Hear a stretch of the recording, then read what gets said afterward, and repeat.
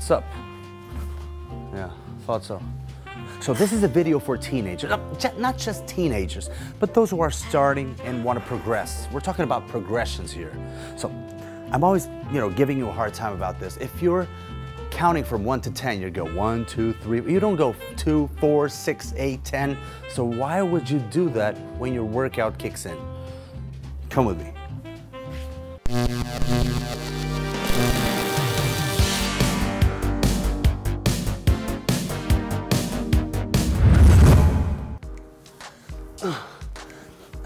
In the beginning, you're quite small yet, so everything you do will be linear progression.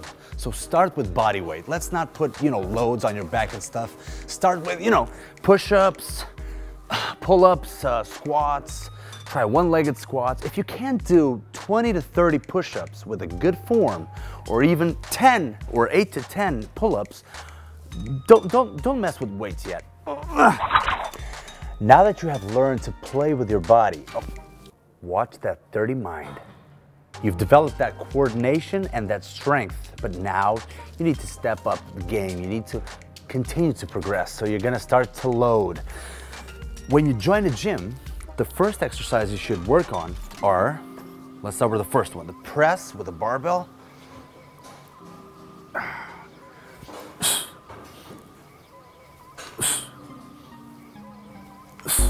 The next one is a squat. And I prefer you to begin with the front squat in order to work on that shoulder mobility and core strength. All the way down and up.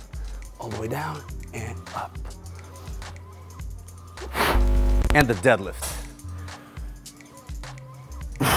Picking up stuff from the ground. Posterior chain.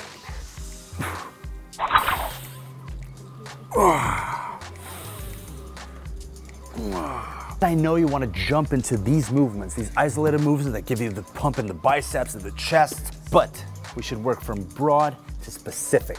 That means that the exercises I told you about first are the compound movements with which you can put a lot more load on your back, and only then will you step into the isolated ones.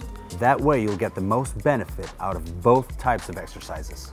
As for programming, it kind of depends on your schedule. So if you work out, for instance, 4 times a week, you can do A, B, A, B. And the first one should be, for instance, all the pushing muscles like the shoulders, the chest, the triceps, and maybe squats. And the B day would be all the pulling muscles like the back, the biceps, and maybe some deadlifts. And then you repeat. Remember, each muscle requires about 48 hours to rest before you give it another go. And that way you'll work twice a week each muscle. A good rule of thumb is to use more sets and less repetitions on the compound movements, and less sets and more repetitions on the isolated ones. Now, let's talk about food. I know you want to get big, and I know you say you already eat a lot and you're not getting bigger, but are you really eating a lot? The priority will always be the calories. Calories in versus calories out. That's the priority. You should not be wasting your diet eating a lot of protein if your calories aren't up to par. One way to find out if you're eating enough is doing the math. You can have apps like MyFitnessPal that will give you a detailed information about what you're eating and how much do you need in order to gain weight.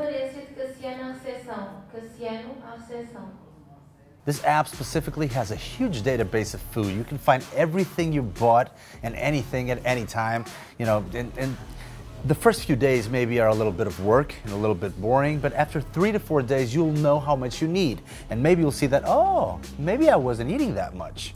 That is why what you eat is very important, but how much you eat at first is much more important, actually.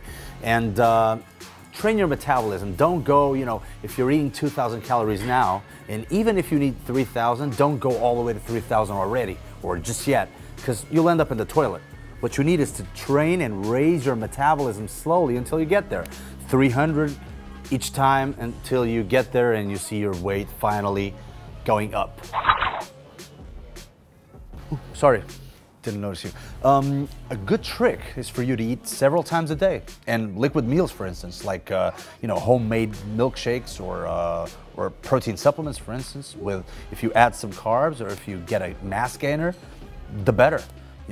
The more calories you get in a liquid meal, the faster you'll absorb and you'll get, to where you want to go. Other tricks like whole milk instead of skim milk, or a little bit of butter in your rice, whatever gets you those calories first, and only then will you start to worry about what you're actually eating. So go from the big picture to the small details. Sleep. Sleep is very important. Try to mind the circadian rhythms. Okay, what I mean is, from 10 p.m. to 5 a.m. are the best hours for you to sleep. The most profound sleep comes from that range. Don't do like I did when I was growing up, and I was very nocturnal, like a nocturnal animal, and didn't sleep at that time. But, if you do it, you'll get more gains, I promise. Sleep a minimum of 7 hours a night. 8 to 9 will be the best. And stay away from YouTube unless you watch Bruce Willow, obviously, at night. And, well, you can watch something else on TV, for instance, like the Parliament Channel or Baby TV.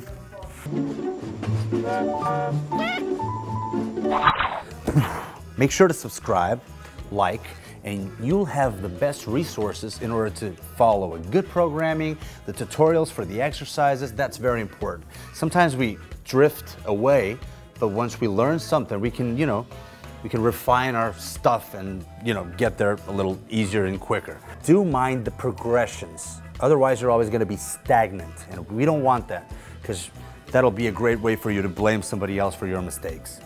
Don't do the mistakes I did. Remember, Willow strong.